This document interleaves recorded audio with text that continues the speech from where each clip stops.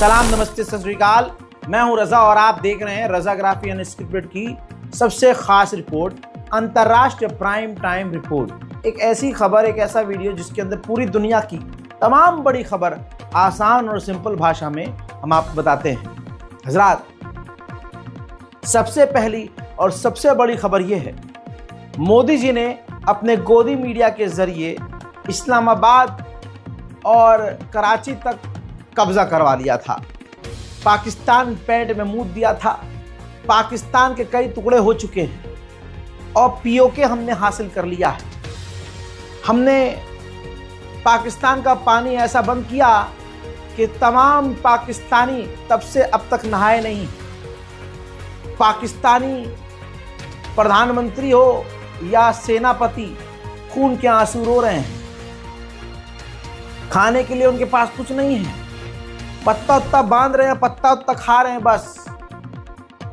मोदी जी ने अपने मीडिया के जरिए, गोदी मीडिया के जरिए पाकिस्तान को तबाह और बर्बाद कर दिया है। हजरात, इन तमाम चीज़ों के बावजूद पाकिस्तान खतरनाक और खूंखार बनने के कगार पर आ गया है। अपने दोस्त की सहायता से कई तरह के खतरनाक हथियारों को ऑफर कर दिया है पाकिस्तान को चाइना ने, जिनमें कुछ हथियारों के नाम बता रहा हूँ। देखिए, ये आधिकारिक पोस्ट है जिसमें पाकिस्तान ने कंफर्म किया है। जो वज़ीर आज़म हैं मोहम्मद शहबाज शरीफ की ज़ेर सदारत, मतलब उनके रहते हुए, चीन ने पाकिस्तान को 40 J-35 5th जनरेशन का फाइटर जेट देने का ऐलान कर दिया है और J-50 और KJ-500 जासूसी जहाज, HQ-9 लॉन्ग रेंज की बैलिस्टिक मिसाइल सिस्टम और इसके अलावा $3.7 बिलियन का कर्ज भी देने का ऐलान कर दिया है और इसके अलावा कई तरह के खतरनाक हथियार देने का ऐलान कर दिया है। J-35 जेट 400 किलोमीटर तक मार करने वाली PL-17 मिसाइल जिसके अंदर लैस होगी। इस तरह के खतरनाक हथियार, fighter jet missile, long range missile, ये सब कुछ चीन ने पाकिस्तान को देने का ऐलान कर दिया है। इसकी जवाबी कार्रवाई में प्रधानमंत्री मोदी ने भारत के मुसलमानों को पूरी तरह से अलग कर दिया है। मुसलमानों के घरों पर बिल्डोजर चल रहा है। पाकिस्तान से बदला लेते हुए भारतीय जनता पार्टी ने भारत के मुसलमानों के घरों पर बिल्डोजर चलाकर अपना कुचला हुआ, नंगा किया हुआ ईगो शांत करने में लगे हैं। आज जहां पूरी दुनिया में मोदी मोदी, डोनाल्ड ट्रंप तो दिन रात मोदी मोदी कर रहा है। चाइना खुद मोदी मोदी कर रहा है। जर्मनी, फ्रांस, ब्रिटेन कह रहे हैं हम मोदी से बात, वीडियो कॉल पर बात किए बिना हम तो खाना भी नहीं खाते। ये भौकाल है हमारा प्रधानमंत्री मोदी का। ऐसे में मोदी का जलवा इतना बढ़िया है कि बांग्लादेश और तुर्की ने अपने डिफेंस की जो टाई अप्स हैं वो मजबूत कर लिए हैं। अब दोनों देश एक दूसरे की हर तरह से हथियार देने और लेने में मदद करेंगे। जी हाँ, इतना डरा हुआ तो डोनाल्ड ट्रंप है, इतना डरा हुआ है कि उसने 12वीं मर्तबा रिपीट किया है कि मैंने दोनों देशों को डराया। भारत और पाकिस्तान को ट्रेड की धमकी दी और उसके बाद ये जंग रुकवाई। ये न्यूक्लियर पावर लड़ाई हो सकती थी, न्यूक्लियर वॉर हो सकती थी, जिसे मैंने रोका। इतना खौफ है डोनाल्ड ट्रंप को मोदी जी का। सुनिए।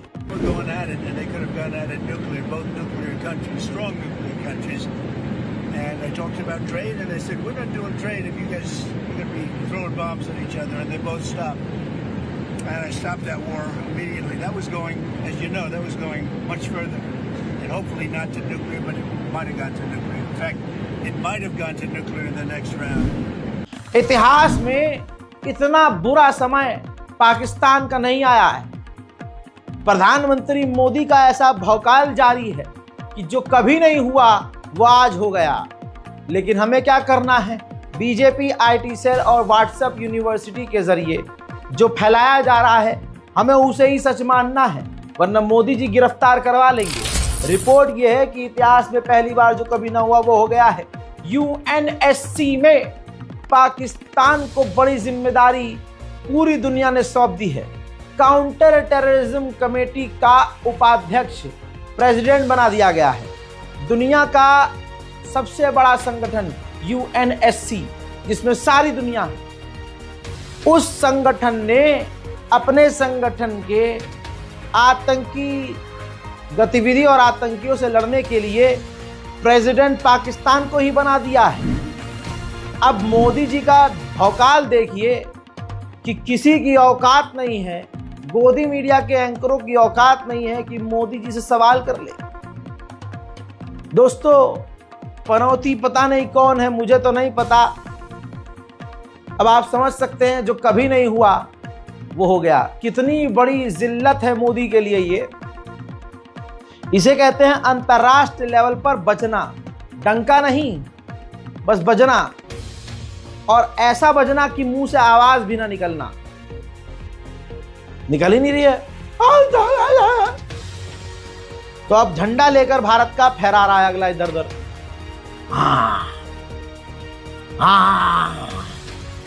हाँ, ये हुआ जम्मू कश्मीर में मोदी जी झंडा लहरा रहे हैं।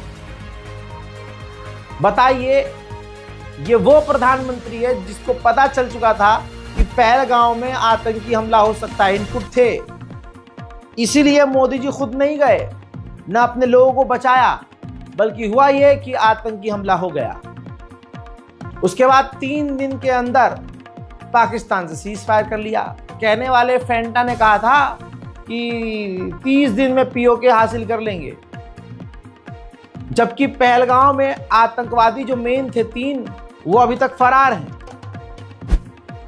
इस ऑपरेशन सिंदूर में सिंदूर किसे लगाया, सिंदूर किसको लगाकर क्यों लगाया, और पाकिस्तान का कितना नुकसान किया, कितने आतंकवादी मारे, नहीं पता। बस जो मर गया वो आतंकवादी है। ऐसे ही आपको याद होगा, अपने ही बॉर्डर पर पाकिस्तान के हमलों में हमारे जो मुसलमान मारे गए, तो मुसलमान नाम देखकर गोदी मीडिया के एंकरों ने उस कश्मीरी मुसलमान को आतंकवादी घोषित कर दिया था अगले 5 सेकंड के अंदर। तो यह है मोदी सरकार और यह है प्रधानमंत्री मोदी, जिनके मुंह से सच निकलता ही नहीं है। बहरहाल, UNSC में काउंटर टेररिज्म का प्रेसिडेंट पाकिस्तान, पूरी दुनिया के सामने ये मोदी सरकार की विदेश नीति के ऊपर थूक दिया है पाकिस्तान। अब जहां सारी दुनिया ने UNSC में पाकिस्तान को सपोर्ट किया, वहां भारत का भौकाल कितना है मोदी जी की वजह से वो दुनिया ने देख लिया। लेकिन फिर भी पाकिस्तान भारत से अपने रिश्ते ठीक करने की गुहार लगा रहा है। शहबाज शरीफ ने रूस के राष्ट्रपति पुतिन से रिक्वेस्ट किया है कि भारत के साथ जो हमारे टेंशन बढ़ रहे हैं, इसको आप खत्म करने का, कम करवाने का काम। एशियन डेवलपमेंट बैंक, मोदी का भौकाल देखो ना यार। आड़ भक्तों सुनो, नाक का चूहा चूसने वालों सुनो, पेशाब पीने वालों सुनो, दूध को फेंकने वालों और पेशाब पीने वालों सुनो, तुम्हारी औकात क्या है। अरे भाई, काहे रोका तुमने? सीज फायर किया क्यों? इस्लामाबाद पर कब्जा करते फिर सीज फायर करते, लेकिन फाफा से ऐसा कुछ पूछ नहीं सकते। अभी तो आगे आप सुनिए, अब जो नई खबर बता रहा हूं। जो एक बैंक है, international bank, Asian development bank, इसने पाकिस्तान को $800 मिलियन लोन देने का ऐलान कर दिया है। ऐसे IMF ने भी उसी जंग के दौरान, जब भारत पर पाकिस्तान ने मिसाइलें और रॉकेटों की बरसात की, सीज फायर के बावजूद ड्रोन हमारे अंदर आ रहे थे, हमारे इलाकों में। रात को ये खबर छापी जा रही थी, बताई जा रही थी कि हाँ हमला हो रहा है, पाकिस्तान अभी भी ड्रोन भेज रहा है। उधर से मोदी जी मीडिया से कहते कोई नहीं घुसा, ना कोई ड्रोन आया था, ना कोई ड्रोन घुसा है, ना हमारे इलाके में पाकिस्तान के ड्रोन हैं। जबकि विजुअल्स नजर आते थे, तस्वीरें होती थी, खबर दिखती थी, और जो इलाकों में, अमृतसर और दूसरे इलाकों में रहने वाले लोग हैं, वो बताते थे कि हाँ ड्रोन आए हैं। लेकिन मोदी जी कहते नहीं आया। फिर सारे गोदी मीडिया को लिखना पड़ता था, अरे वो खबर झूठी थी, ये खबर झूठी थी। अरे भाई, कितना जलील हुए। पूरी दुनिया में भारत और भारतीयों का सर प्रधानमंत्री मोदी की झूठी फौज की वजह से, उनकी झूठी जुबान की वजह से झुक गया। अरे पाकिस्तान के लिए तो भारत का हर एक व्यक्ति कहता है, खासकर मुसलमान, कि भाई बॉर्डर मिटाओ, पूरा पाकिस्तान वापस लेके आओ मोदी जी। हमें पता है आपके अंदर बहुत शक्ति है, बॉम्बीटा है, जहां तंदुरुस्ती है वहां है। तो हम तो कह रहे हैं पूरी पीओके नहीं, हमको तो पूरा पाकिस्तान ला के दो। और मोदी जी ला सकते हैं, लेकिन मोदी जी पता नहीं क्यों 3 दिन में सीज फायर कर लिए, ये तो वही बताएंगे। वहीं भारत रशिया से बात कर रहा है दुनिया का सबसे लंबा सर्विलांस रडार खरीदने के लिए, जिसकी रेंज है 3000 किलोमीटर।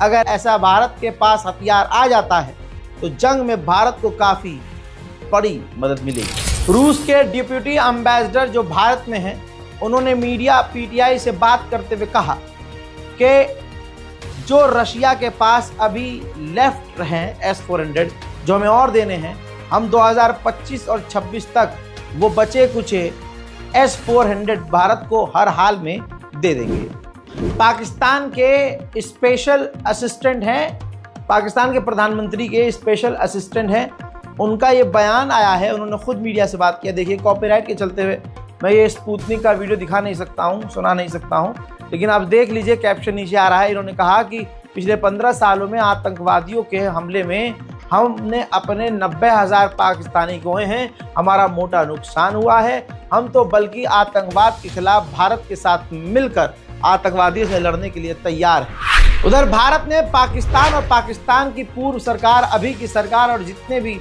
वहाँ सरकारी लोग हैं गवर्नमेंट के, उनके खिलाफ अमेरिका में बिल बोर्ड चलाकर पाकिस्तान की धज्जियां उड़ाते हैं। हजरात मोहतरम, भारत को जेन्युइनली एक बड़ी कामयाबी मिली है।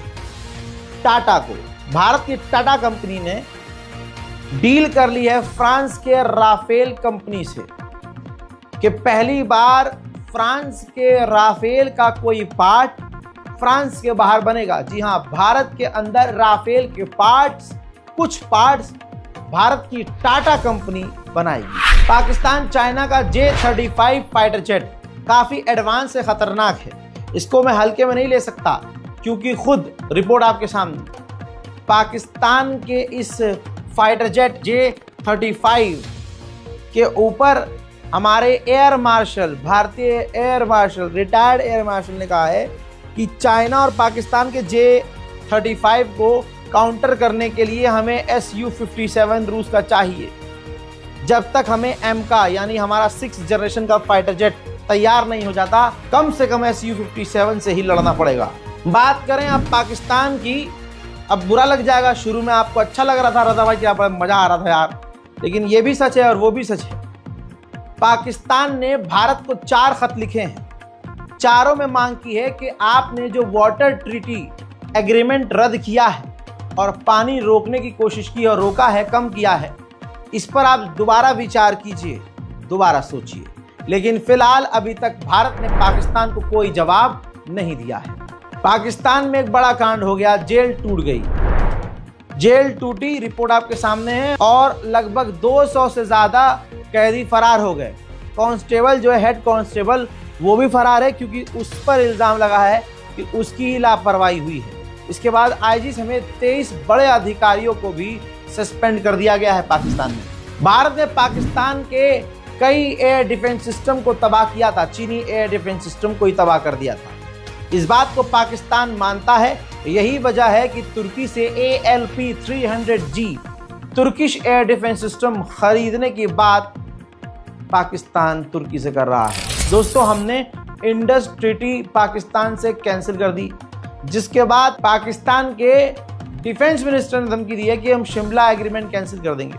शिमला वो जगह वाला शिमला नहीं, वो शहर वाला शिमला नहीं, शिमला ऐसे ही नाम रखा था, लेकिन इस शिमला का मतलब ये है, उस एग्रीमेंट का मतलब ये है जिसमें धमकी दी है कि बॉर्डर पर जो हमने गोलीबारी बंद करने का जो एग्रीमेंट किया था, पाकिस्तान के डिफेंस मिनिस्टर ने धमकाते हुए कहा है कि वो हम रद्द कर देंगे, यानी पाकिस्तान बॉर्डर पर फिर से गोलीबारी करेगा।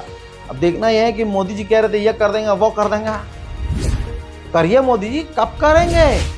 उधर पाकिस्तान ने पीओके का बजट कट कर दिया है और वो पैसा पूरा बचाकर अब इंडस नदी के करीब अपने हिस्से में चीन की मदद से वो डैम बना रहा है। अच्छा, पाकिस्तान को धमकी दी है अमेरिका ने। अमेरिका ने कहा है कि जैश ए मोहम्मद को ख़त्म करो, और डॉक्टर अफरीदी ये वो व्यक्ति है जिसने ओसामा बिन लादेन को पकड़ने में डॉक्टर अफरीदी ने अमेरिका की मदद की थी। पाकिस्तान के आका ओसामा बिन लादेन को मरवाने पर इतना ज़्यादा पाकिस्तान भड़क गया कि डॉक्टर अफरीदी को जेल में ठूस दिया है और अभी तक वो जेल में है।